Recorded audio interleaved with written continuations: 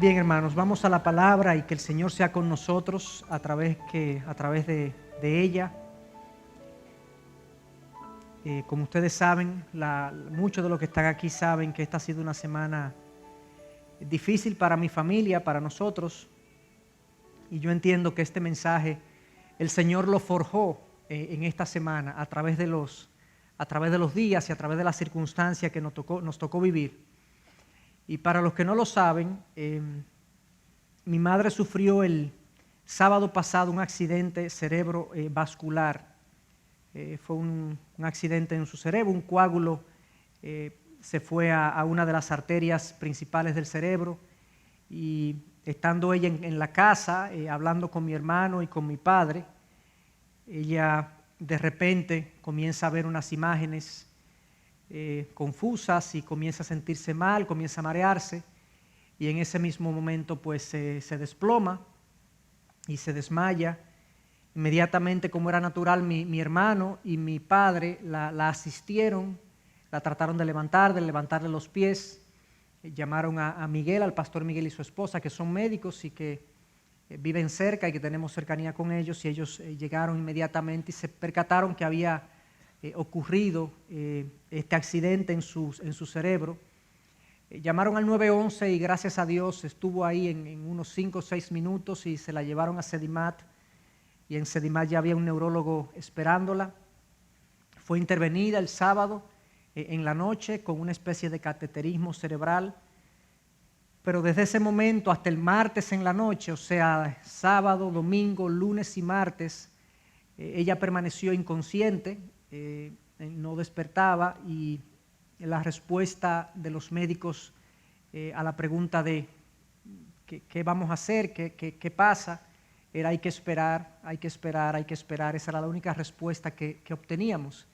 Y la razón, como muchos de ustedes saben, es que con el cerebro es poco lo que se puede predecir. El cerebro lo controla todo, y estos accidentes, hasta que no se determina qué fue lo que pasó y qué afectó, no se sabe con certeza cómo va a quedar la persona y cuál va a ser el resultado. Así que fueron unos días muy difíciles para nosotros, porque los que conocen a mi madre saben que ella es una persona muy especial. Es una persona espiritualmente hablando muy madura, pero es una persona que tiene el don de servicio, es una persona que tiene el don del evangelismo, que se da a los otros y se ha dado a su familia, a nosotros, sus hijos, de una manera extraordinaria. Así que para nosotros fue de mucha carga esta semana ver esta condición y hasta por 4 días no saber exactamente qué iba a pasar y qué iba a ocurrir con ella. Para no hacerle esperar más, mi madre ya está en la casa, para la gloria de Dios, en el día de ayer. Y no quería mantenerlo con la expectativa durante una buena parte del sermón de qué había ocurrido, porque mi reflexión no tiene que ver con el milagro que el Señor, entiendo, hizo, sino con lo que pasa en nuestras vidas cuando este tipo de situaciones súbitas, repentinas, que están fuera de nuestro control, vienen a nuestra vida. Y mi madre está en recuperación. Los médicos, tanto Miguel como Katy, que son médicos, literalmente están sorprendidos con su recuperación. El neurólogo en un momento dado le dice a ella que él no tiene médicamente una explicación para explicarle lo que ha ocurrido con su mejoría, que él no sabe, y ella con su vocecita, ahora que le ha quedado como una vocecita un poco diferente, le decía al doctor: yo sí sé, doctor, yo sí sé lo que pasó, Dios intervino. Amén, gloria a Dios. Cuando pasan situaciones como estas, uno se pregunta muchas cosas. Uno piensa cosas que uno habitualmente no piensa. Uno valora cosas que habitualmente uno no valora. Y lo cierto es que este tipo de situaciones, no solamente de salud, sino de accidentes, situaciones de crisis de la familia, son más comunes de lo que uno se imagina. Esto es típico de la naturaleza humana, de la existencia humana. Vivimos en un mundo caído que mal funciona. y malfunciona en todos los aspectos. Nuestros cuerpos malfuncionan, nuestras almas malfuncionan. Todo lo que es hecho por el hombre malfunciona. Y eso hace que el mundo nos traiga frustración, nos traiga dolor y nos traiga muchas sorpresas. Lo que es común cuando este tipo de cosas pasa es que queda una sensación de que somos nada, de que somos polvo, de que nuestras vidas están como en una especie de arena movediza, que en cualquier momento nos comenzamos a hundir y sencillamente no tenemos cómo controlar que eso no ocurra. Y les puedo confesar que había durante esos 3 o 4 días que ella estaba inconsciente, mi madre, había una sensación fuerte de insignificancia en nuestros corazones. Decíamos, ¿y qué somos nosotros? O sea, mi madre estaba bien en un minuto y en el otro minuto estaba entre la vida y la muerte. Acabo de pedir sangre para un joven que estaba en la calle y en un minuto, de un minuto a otro, está entre la vida y la muerte. ¿Qué somos? Somos insignificantes y muchos saben esa sensación y conocen esa sensación que yo le estoy describiendo porque han estado en situaciones similares como estas o han recibido una llamada de un familiar que tuvo un accidente o un amigo que tuvo un infarto o un familiar cercano o alguien cercano que sencillamente se le descubrió una enfermedad como el cáncer o como cualquier otra, o se le ahogó un niño o hablando con alguien sencillamente, como le pasó a mi madre, esa persona se desploma y tiene ahora un accidente cerebrovascular y algunos de los que están aquí quizás no han pasado por ese momento. Y yo no quiero traer una nota pesimista, sino una nota de realismo, y es que este mundo así funciona. O sea que los que no han experimentado situaciones que los dejan como perplejos y estremecidos ante nuestra insignificancia como seres humanos, no canten victoria. Porque todos estamos sujetos a este tipo de cosas. Lo único seguro que hay en este mundo es que nada es seguro. Esa es la realidad. Y entonces, en medio de esa situación de desperfecto, de mal funcionamiento de este mundo en el que nos encontramos, ¿cuál va a ser la filosofía de vida que nos va a sostener en la vida? No solamente que nos sostenga a permanecer vivos y a existir, sino cuál va a ser la filosofía de vida que me va a permitir a mí vivir con gozo y con confianza en medio de estas situaciones que no podemos controlar, que son comunes y que podemos esperar en cualquier momento. Ninguno de nosotros estamos exentos. Yo lo pude comprobar el sábado pasado, ninguno de nosotros está exento de esta situación. Y muchos de ustedes saben también que nosotros tenemos, mi esposo y yo estamos lidiando también con su madre, que también está diagnosticada con cáncer y desde enero estamos lidiando también con esa situación. Hay muchas respuestas de cómo podemos lidiar con este tipo de situaciones. Hay algunos que deciden irse por una vía o por otra. Yo recuerdo que en una ocasión yo estaba en el funeral de un jovencito que murió, súbitamente murió por una infección. Y se puso de pie uno de los familiares y yo sabía que ese familiar, porque se me había dicho, ese familiar es ateo, no cree en Dios.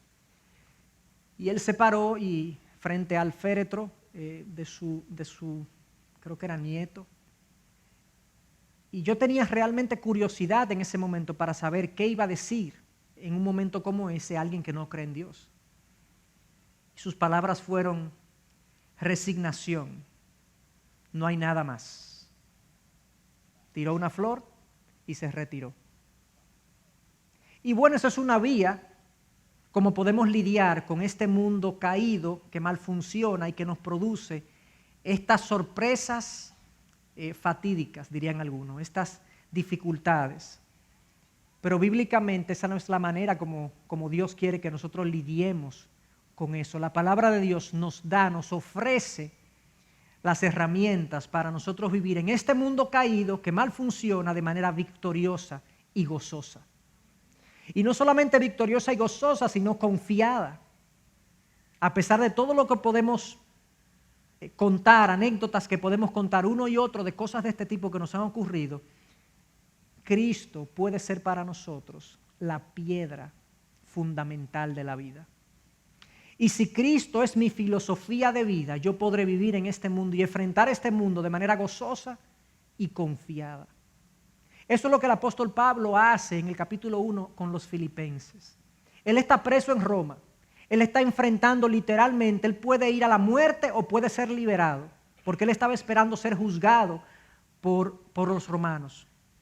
Y mientras él espera la vida o la muerte, él le escribe esta carta a los filipenses y en su capítulo 1 le expone a los filipenses su filosofía de vida, que le permitía permanecer en medio de esta situación, le permitía permanecer con gozo y confiado.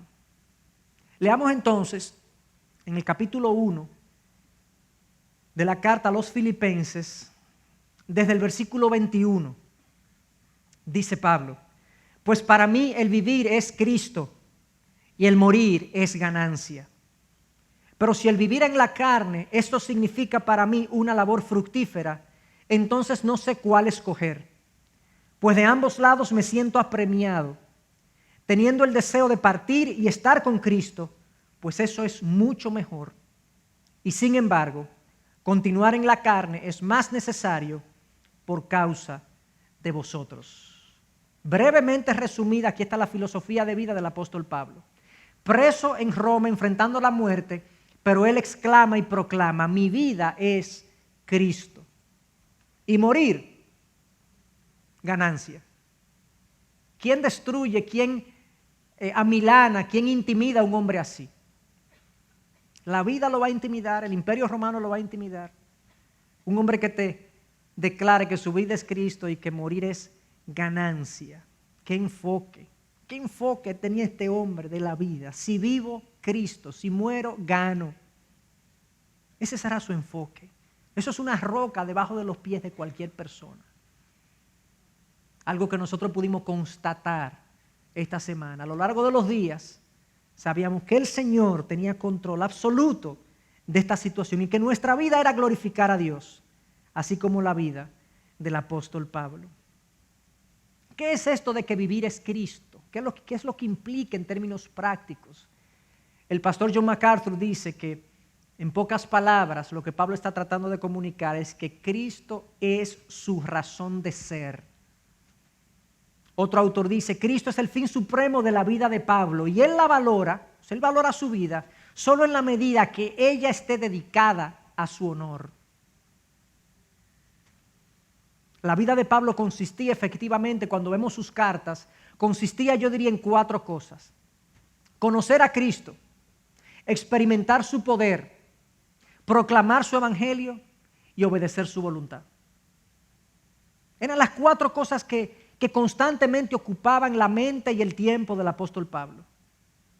Siempre vemos a Pablo tratando de conocer más a Cristo, experimentar más el poder de Cristo en su vida, proclamar su evangelio y obedecer su voluntad.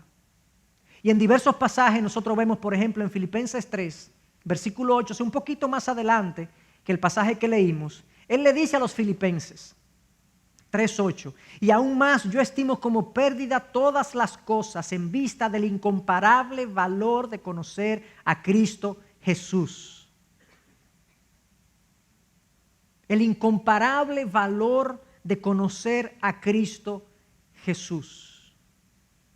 Nosotros a veces anhelamos conocer cosas, conocer lugares o conocer personas. Hay gente que quiere ir a Disney World, o quiere ir a Europa, o quiere hacer viajes. Hay otros que quieren conocer personas, gente que admiran, gente que respetan. Y ese deseo está en nosotros, es un anhelo legítimo que tenemos de conocer lugares y personas que no conocemos. En el caso de Pablo, él ya conoce a Cristo como Señor y Salvador. Lo que él está indicando aquí es que él quiere conocer más a Cristo.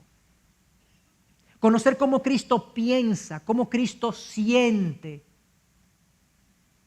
Y él dice que hacer eso, crecer en el conocimiento de Cristo, es incomparablemente valioso. En pocas palabras, no hay nada en el mundo que sea más valioso que conocer, que crecer en el conocimiento del Señor Jesús.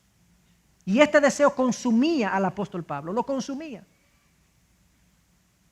a tal punto que todo él lo veía en función de cómo esto revelaba a Cristo y le manifestaba a Cristo en su propia vida. Conocer a Cristo era uno de sus objetivos de vida y era parte de esta filosofía de que mi vida es Cristo, era conocerle. El otro aspecto que vemos en la vida de Pablo es que Pablo estaba deseoso de experimentar el poder de Cristo en su vida. Y en 2 de Corintios 12 vemos cómo Pablo le está orando al Señor y relata en ese momento que él le ha pedido al Señor que le quite un aguijón en la carne, no se sabe qué era. Pablo padecía de algo o tenía un enemigo fuerte. Él dice que es un aguijón en la carne, no se sabe qué era.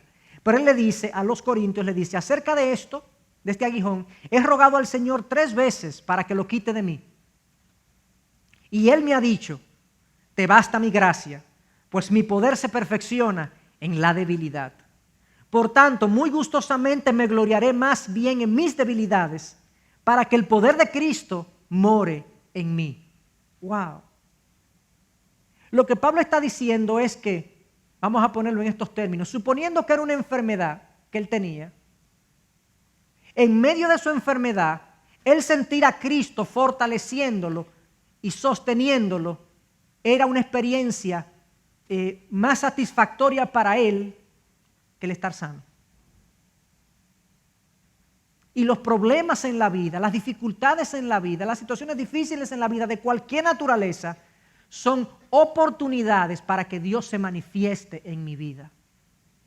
¿Cómo le voy a conocer como mi proveedor si nunca necesito nada?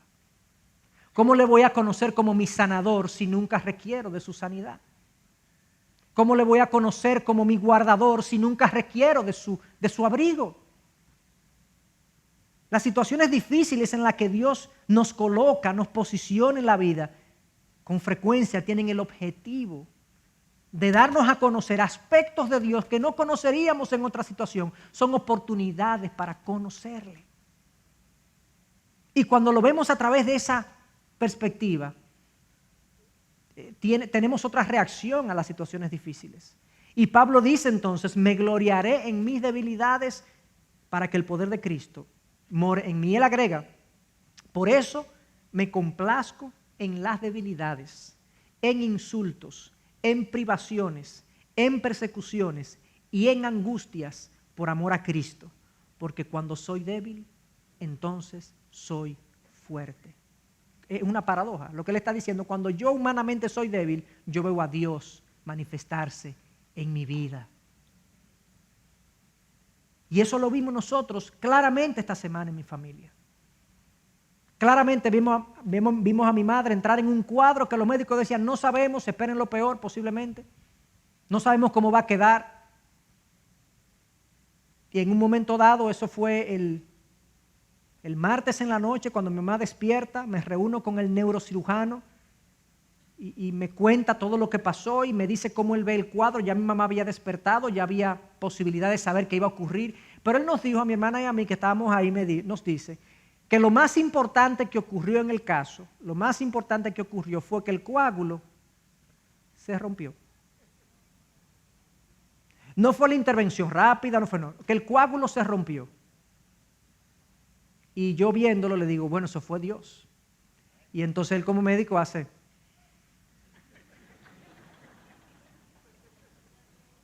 Lo más importante del caso tuvo que ver con una situación que él no controló, pero Dios controló. Y obviamente eso es una clara manifestación del poder de Dios y la asistencia de Dios, que en nuestro caso Dios quiso hacerla de esa manera. Pero él pudo haber determinado lo otro y eso no le quita gloria a él. Pero en nuestro caso lo vimos actuar. Por tanto, me glorío en el accidente que pasó la semana pasada. Porque hemos visto a Dios intervenir en nuestras vidas. ¿Cuántas veces nosotros vemos nuestras situaciones aflictivas bajo ese matiz para conocerle de una manera diferente? Pero Pablo no solamente quería conocer a Dios, experimentar su poder de Cristo, él quería proclamar su verdad, proclamar su evangelio. En Romanos 1 él dice, porque no me avergüenzo del evangelio, pues el poder de Dios para la salvación, pues es el poder de Dios para la salvación de todo el que cree, del judío primeramente y también del griego. A los efesios, Pablo les escribe y le dice, oren por mí, para que me sea dada palabra al abrir mi boca, a fin de dar a conocer sin temor el misterio del evangelio, del cual soy embajador en cadenas, que al proclamarlo hable con denuedo como debo hablar. Hermanos, una de las funciones por la que yo estoy aquí en la tierra y tú estás aquí en la tierra, si tú eres un hijo de Dios, es la proclamación del evangelio de salvación de Jesucristo. No minimicemos esa tarea. No pensemos que eso corresponde a misioneros y pastores y los que tengan el don de evangelismo. Corresponde a todo creyente. Mateo 28, 19 claramente dice, id por el mundo y proclamad las verdades que nosotros hemos creído, la gran comisión. Y la proclamación del evangelio es una tarea fundamental en nuestra existencia, en nuestra razón de ser. A veces Dios nos coloca en situaciones para ponerlo en contacto con personas para que conozcan su evangelio. Esa es la razón. Y en una de las conversaciones que yo tuve con mi madre después que ella despierta, estamos hablando de todo lo acontecido y una de las cosas que ella me dice, y quizás Dios me puso aquí para que ese doctor conociera del Señor. Oigan esto. Y uno puede decir, pero ¿será posible que Dios use un accidente cardiovascular en postrar a una persona para que alguien sepa del Señor? ¿Es tan importante el alma de ese doctor como la vida física de mi madre? Sí, más importante aún. Porque si mi madre se va con el Señor, pero si ese hombre se va sin Cristo, se va a la eternidad sin Cristo. Entonces a veces Dios nos coloca en situaciones donde la función es proclamar las verdades que nos han salvado a nosotros, a aquellos que tienen contacto con nosotros.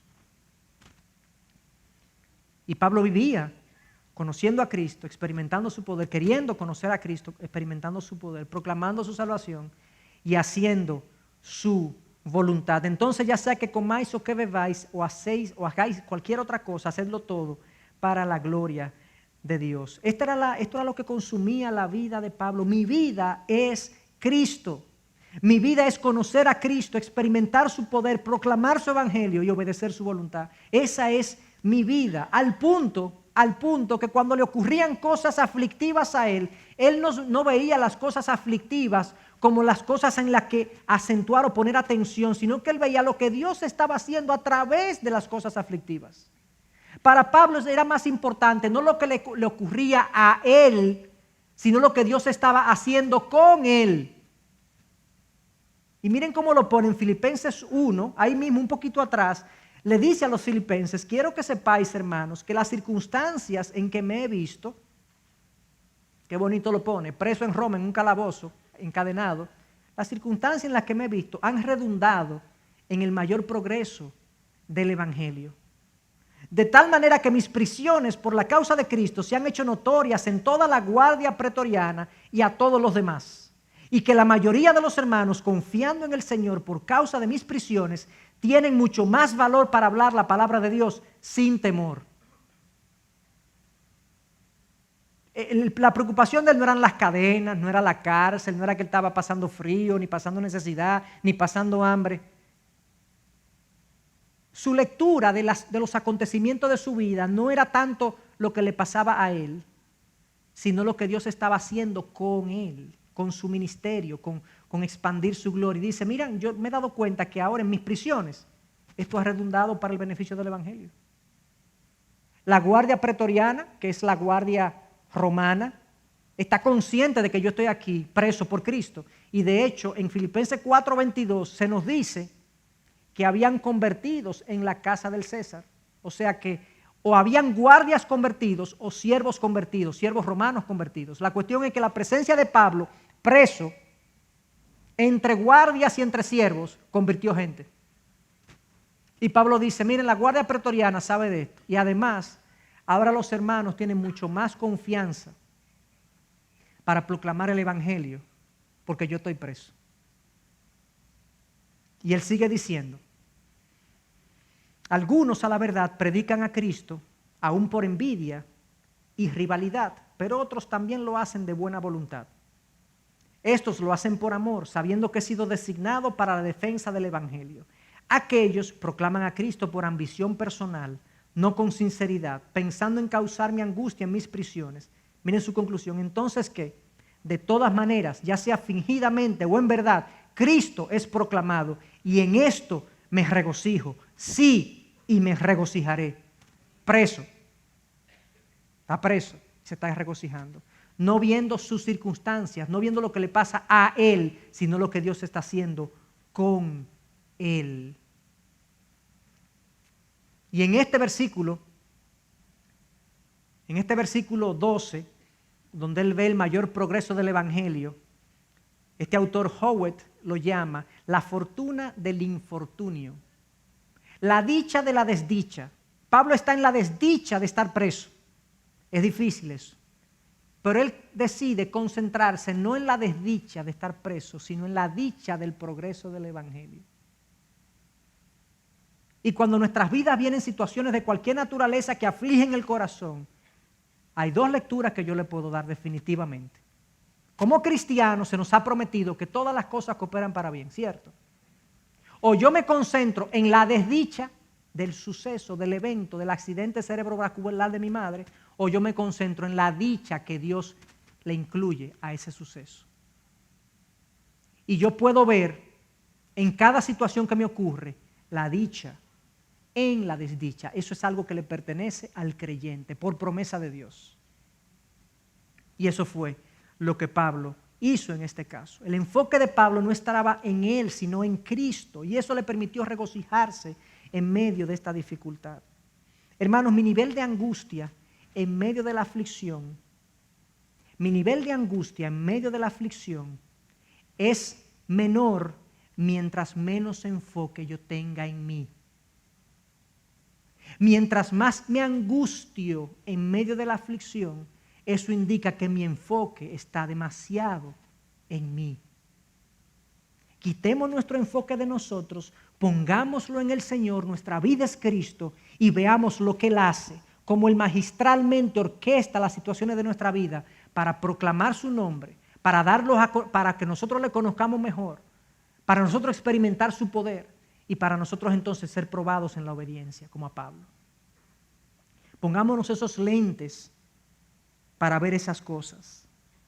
Es increíble, en medio de toda esta situación, hablando de esta dicha de la desdicha, en un momento dado, cuando mi madre despierta, yo le estoy contando a la gente que la ha venido a visitar. Y le digo, mami, vino fulano y vino fulano. Gente de su pueblo, de Puerto Plata, ella de Puerto Plata. Y habían algunos hermanos, personas que visitaron, que se han descarriado de la fe y que fueron a visitarla. Y yo le digo, mami, ¿tú sabes quién vino? Fulano. Y me mira y me dice, ¿cómo? Y yo, sí, vino fulano. Ahí estaba Katy, la esposa del pastor Miguel. Y le digo otra persona que está descarriada de la fe, y le digo, vino fulano también. Me dice, ¿cómo? Y le digo una tercera persona que está descarriada de la fe. Y a la tercera persona ella le dice a Katy, pero te va a haber que hacerlo 2 o 3 veces al año porque a ver si el Señor usa esto para atraer la gente. Eso, hermanos, eso es ver la dicha en la desdicha. Y si Dios está utilizando esta circunstancia para sensibilizar el corazón de hermanos que se han descarriado de la fe, y si es eso lo que Dios está haciendo, y si es que Dios quiere hablar del doctor y a las enfermeras, y si es que Dios quiere darse a conocer más a nosotros, y si es que Dios quiere que yo trajera este mensaje a esta iglesia, donde quizás hay muchos de ustedes que están siendo alimentados en sus circunstancias particulares producto de esta situación. Yo no sé cómo Dios se está glorificando. Yo sí sé que nada ocurre sin que Él lo orqueste y lo sepa y lo promueva. Yo confío plenamente en que Él se está glorificando en medio de esta situación. Y veremos, si ya no lo hemos visto, veremos dicha en la desdicha. Pensemos por un momento en el caso de Pablo, una vez más, hablando de esto de que mi vida es Cristo, y él entonces se encuentra en la indecisión de si se va o se queda, dice él, yo no sé cuál escoger, no sé si morir o quedarme con vida, y me quiero quedar con vida. Dice Pablo, porque para mí sería una labor fructífera. Literalmente, él dice en el versículo 22, pero si vivir en la carne, esto significa para mí una labor fructífera, entonces no sé cuál escoger. Y luego dice al final, en el versículo 24, continuar en la carne es más necesario por causa de vosotros. Pablo tiene este dilema, y yo más adelante voy a hablar un poquito más de ese dilema, pero lo que quiero enfatizar aquí es que la razón para Pablo quererse quedar en la tierra, querer vivir más, no es porque su vida era una vida glamorosa o acomodada o llena de lujos o de progreso personal, sino que él quiere vivir porque él quiere ser útil para Dios. Él quiere tener una labor fructífera. Si quedar en la carne significa para mí una labor fructífera, y en el 24 le dice, para yo quedarme, si yo me quedo, es más necesario por causa de ustedes. Y eso es una buena definición como filosofía de vida. O sea, ¿para qué es que yo quiero estar vivo? Pregúntate tú, preguntémonos todos. ¿Para qué es que tú quieres y yo quiero estar vivo? ¿Qué es lo que te hace querer permanecer en esta tierra? Bueno, mi familia, yo la quiero mucho. Eso es muy bueno, eso lo da Dios, es una bendición de Dios. Bueno, yo quiero progresar, eso es muy bueno, eso lo da Dios también. Pero eso es lo que te hace permanecer en la tierra, aquí, eso es lo que te hace querer vivir. Pablo decía, yo no me quiero ir, porque yo quiero tener una labor fructífera entre vosotros los filipenses. Yo quiero que el evangelio avance. Y hermanos, yo creo que nosotros debemos pedirle al Señor que nos dé un deseo de ser útiles para Él. Útiles. Yo no estoy aquí simplemente para pasarla bien, ni estoy aquí para progresar económicamente, ni estoy aquí para lograr destacarme en algún ámbito del quehacer humano. Yo estoy aquí porque yo soy un testigo y me seréis testigos. Y yo soy un testigo donde trabajo, donde estudio, en la familia en la que estoy, en la iglesia a la que pertenezco. Yo soy un testigo. Y yo quiero con mis dones y talentos y recursos serle útil al Señor. Que ese sea nuestro enfoque. Que el permanecer en la tierra no sea simplemente existir y permanecer vivos, con la menor cantidad de problemas posibles, porque eso es muy frágil. Ese estado de querer permanecer intactos en la vida, ilesos en la vida, de que de nada nos ocurre y de todo estemos protegidos, se va a fracturar rápidamente en este mundo caído y que malfunciona en muchísimos aspectos. No dejemos que nuestro gozo y nuestra felicidad dependa de cosas que no podemos controlar. Cristo es la roca inconmovible sobre la cual podemos basar nuestra vida. Y no importa lo que nos ocurra, nuestra vida es Cristo y el morir, ganancia. En términos prácticos, si mi vida es Cristo, cuando mi vida es Cristo, si como o bebo, lo hago con gratitud a Cristo. Si progreso económicamente, lo atribuyo a la bondad de Cristo. Y uso mi progreso para bendecir a otros y exaltar a Cristo. El éxito profesional es un instrumento para glorificar a Cristo. Cuando mi vida es Cristo y me confundo en la vida, recurro a su palabra para buscar dirección. Si peco, busco en Cristo su perdón y lo encuentro abundantemente. Si me enfermo, busco en Cristo fortaleza y refugio. Y clamo por mi sanidad, pero respeto su soberanía. Y si estoy en pruebas, medito no en lo que me está pasando a mí, sino en lo que Dios está haciendo en mí y en otros. Y si al final, hermanos, las cosas se complican y muero, me voy con Cristo. Esa es la filosofía de vida del creyente. Cristo es nuestra vida, ha de ser nuestra vida y es ganancia la muerte para el que está en Cristo. Pero lamentablemente a veces nos desenfocamos, perdemos de vista de qué se trata esto. Y ayer, mientras yo preparaba este mensaje, como de esas cosas que ocurren. Me llega un versículo que es el versículo diario en Bible Gateway, que es una Biblia electrónica en internet, y el versículo diario de Bible Gateway de ayer era: pues si vivimos, para el Señor vivimos, y si morimos, para el Señor morimos. Por tanto, ya sea que vivamos o que muramos, del Señor somos. Romanos 14:8. Así es. Para Pablo, la vida consistía en Cristo. Conocerle, experimentar su poder, proclamar su evangelio y obedecer su voluntad. Y el otro componente de la filosofía de vida de Pablo era cómo Pablo veía la muerte. Sencillamente, en términos sencillos, él dice: la muerte para mí es ganancia. El morir es ganancia. Pablo estaba en un dilema, como yo dije hace un momentito. Estaba en un dilema de si quedarse o irse. Quedarse aquí significaba una labor fructífera, y eso traía gozo a él, a su corazón, y traía gloria a su Señor Jesucristo. Lo veía como necesario para la causa de Cristo entre los filipenses.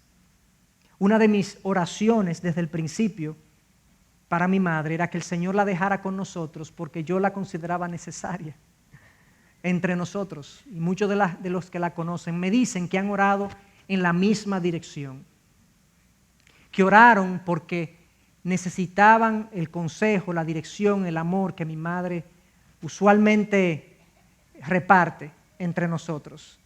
Y yo oré en esa dirección: Señor, déjala. No porque yo la quiero conmigo, sí, yo la quiero conmigo, pero es que yo siento que ella es necesaria, útil para tus propósitos aquí en la tierra. Y Pablo decía: no me quiero ir porque es necesario que yo permanezca. Eso es lo que me retiene, la obra de Cristo aquí en la tierra. Es por eso yo quiero ser útil aquí. Pero también tengo el otro lado, el otro beneficio de que morir es ganancia. Y en el original esto de que de ambos lados me siento apremiado significa como que él está siendo alado en dos direcciones igualmente fuertes. Él no sabe cuál escoger y él dice: no sé cuál escoger, no sé qué decidir. Y muchos han interpretado incluso esto como una declaración suicida de Pablo, que Pablo se quería morir. Pero Pablo no nos dice aquí que él se quiere morir, porque el que se quiere suicidar no quiere vivir, y Pablo dice: quiero estar aquí, no sé qué escoger.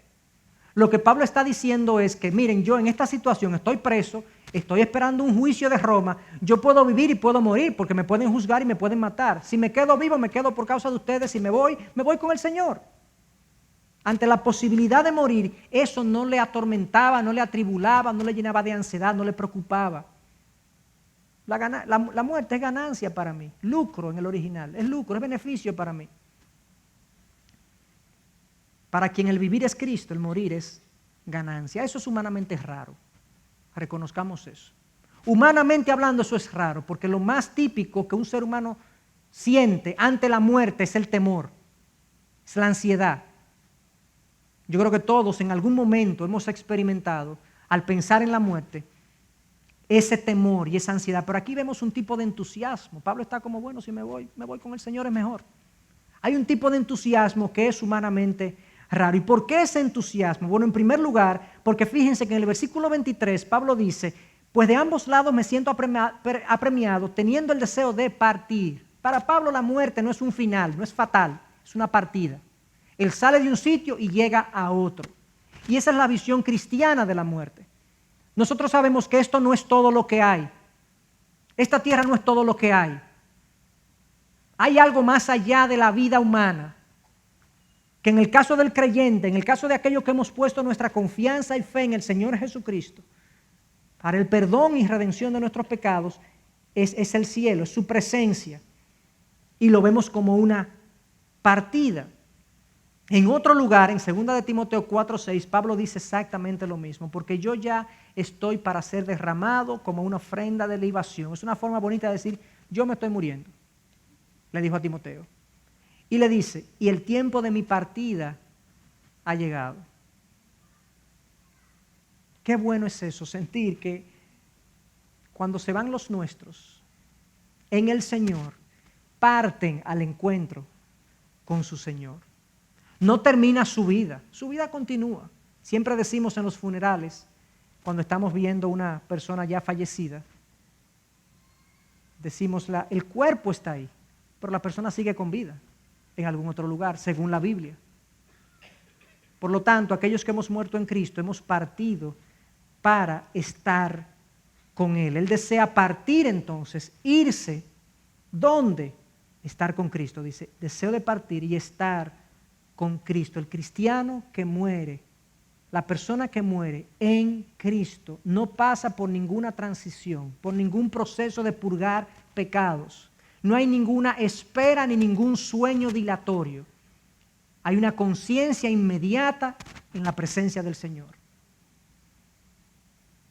Y Él lo dice de otra manera en 2 de Corintios, capítulo 5, dice, por tanto, versículo 6, animados siempre y sabiendo que mientras habitamos en el cuerpo, estamos ausentes del Señor. Pero cobramos ánimo y preferimos más bien estar ausentes del cuerpo y habitar con el Señor. La ausencia del cuerpo de un ser humano es habitar con el Señor, si ha muerto en Cristo. Esa es la doctrina bíblica de la muerte y de la vida más allá de la muerte. No hay ninguna espera, ninguna dilación, ningún sueño. Y según Pablo, ese estado es mucho mejor. En el original no se ve bien porque aquí dice mucho mejor en el versículo 23, pues eso es mucho mejor, pero en el original dice muchísimo mejor. Much, much better, dice una traducción en inglés. Mucho, mucho mejor es estar con Cristo. Ese es el superlativo máximo. Es un estado de existencia superior al humano, el estar con el Señor. No solo porque somos recibidos por Cristo y estar con Él es suficiente, pero es que hay un reconocimiento de parte de Él. Hay un aplauso a aquello que hemos hecho por Cristo aquí en la tierra. En 1 Corintios 9, Pablo hablando del cielo y de la presencia de Dios más allá, habla de los galardones que vamos a recibir y habla de una corona incorruptible que vamos a recibir. Santiago 1:12 habla de la corona de vida que el Señor ha prometido a los que le aman. Primera de Pedro 5:4 habla de la corona inmarcesible de gloria. Y Pablo entonces dice que le está reservada la corona de justicia. Pablo tiene su corona reservada.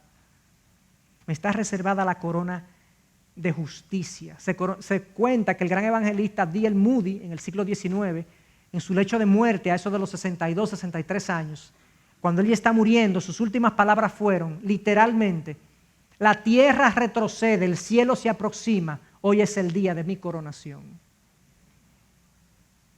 Solo el cristiano puede darle la cara a la muerte de esa manera, en victoria, sabiendo que Cristo derrotó la muerte y que ya su aguijón fue extraído de la muerte.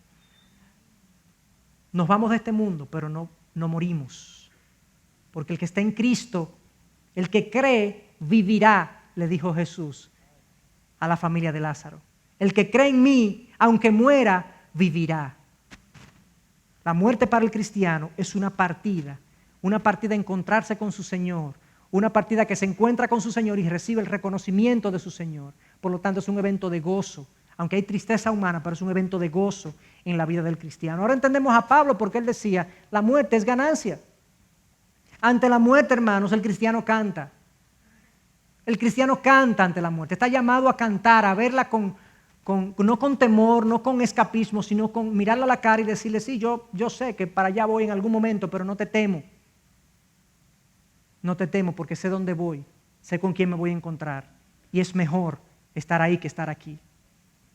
En el primer y segundo siglo, un historiador escribió que la dificultad y la fortaleza, la dificultad de vencer el movimiento cristiano, estaba en que los cristianos no solamente morían sin quejarse, el problema era que se morían cantando.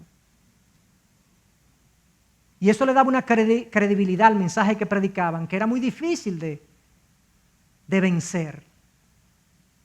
Y esa es la razón por la que nosotros cantamos, antes de yo comenzar este mensaje, la ciudad de Dios.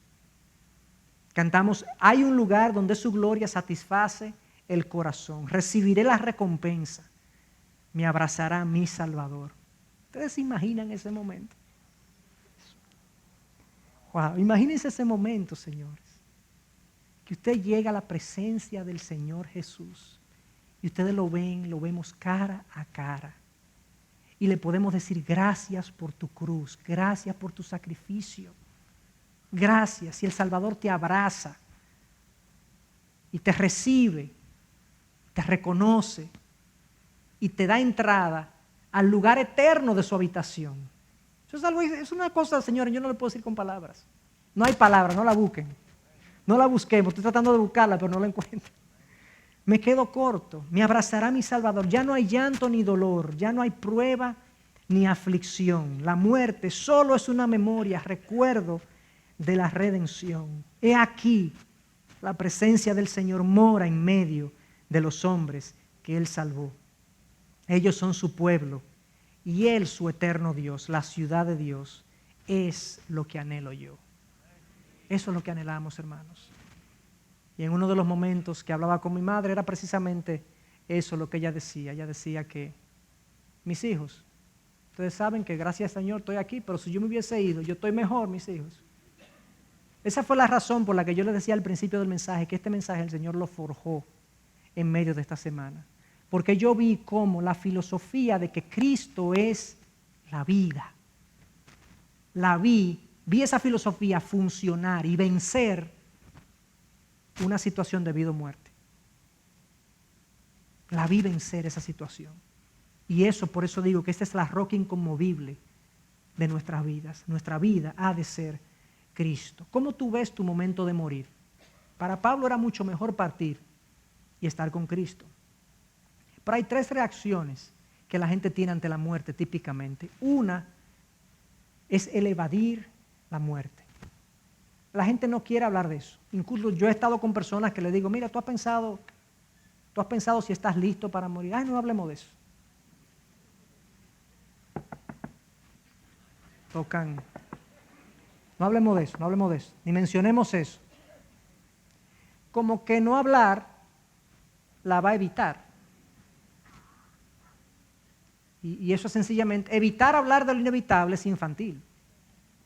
Hay que hablar de lo inevitable y ver cómo vamos a enfrentar nosotros la muerte. Pero eso es una forma de lidiar con la muerte, el escapismo, el ignorarla, el obviarla. No hablemos de eso, que eso, yo no estoy para eso todavía, estoy muy joven. Ajá. ¿Quién te ha dicho a ti que tú estás exento de cualquier situación en tu vida que te produzca la muerte? Pero hay unos que deciden lidiar con eso, con la muerte de esa manera. Otra forma de lidiar con la muerte es temiéndole a la muerte. Hablo de eso, pero le temo. Me causa ansiedad, me causa preocupación. O porque no estoy listo y lo sé. Yo no he arreglado mis cuentas con el Señor y lo sé. O porque habiendo arreglado cuentas con el Señor, mi fe es tan superficial que no le conozco y no anhelo estar con Él. Pero esa es una forma en la que mucha gente lidia con la muerte, con el temor. Y ahí está ese temor que de vez en cuando viene y sale y se resurge, pero no lidio con él. Porque si tú temes a la muerte porque no estás listo, ¿qué esperas? Cristo es la puerta. Yo soy el camino, dijo Jesús, yo soy el camino, la verdad y la vida. Nadie va al Padre si no es a través de mí. La puerta de acceso a la presencia de Dios, al cielo, la forma de yo lidiar con la muerte es arreglando mis cuentas con el Señor, reconociendo mi pecado delante de Dios, aceptando el sacrificio de Jesucristo en mi favor y entrando por Él, que es la puerta. Inmediatamente yo hago eso, lo hago de corazón y con compungimiento de pecado. El Señor me dice, tú eres mi hijo. Nos da el derecho de ser llamados hijos de Dios. Juan 1:12. Y ahora podemos ver la muerte con tranquilidad y con confianza. Pero si es que tu fe es muy superficial, habiendo ya aceptado a Cristo, pero no le conoces lo suficiente, ¿qué esperas? Dedícate a conocer al Señor. Como Pablo dice, el incomparable valor de conocer a Cristo Jesús. Lee su palabra, lee los evangelios, conoce a Jesús. Y comienza a crecer en tu confianza hacia tu Señor. ¿Dónde tú estás? ¿Estás escapando? ¿Estás temiendo? ¿O estás anhelando? Esas son las 3 opciones. Los que anhelamos irnos con el Señor, le conocemos lo suficiente para saber que ausentes en el cuerpo, presentes con el Señor. Y eso es mucho mejor. Los que temen tienen algo que arreglar.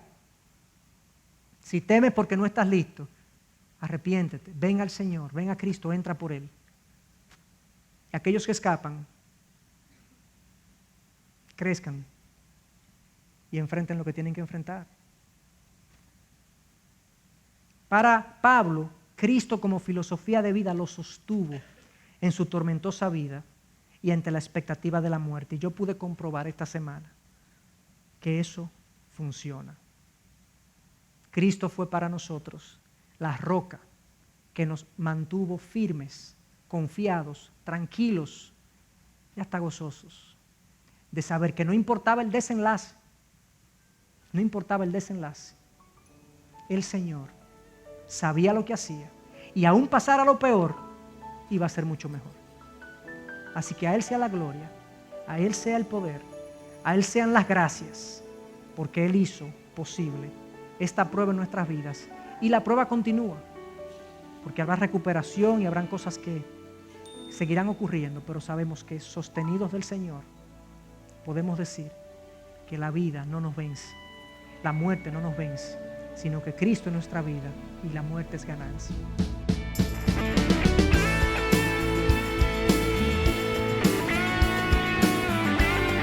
Esta es una producción que llega hasta ustedes gracias a los aportes de individuos y empresas comprometidos con la defensa de la fe.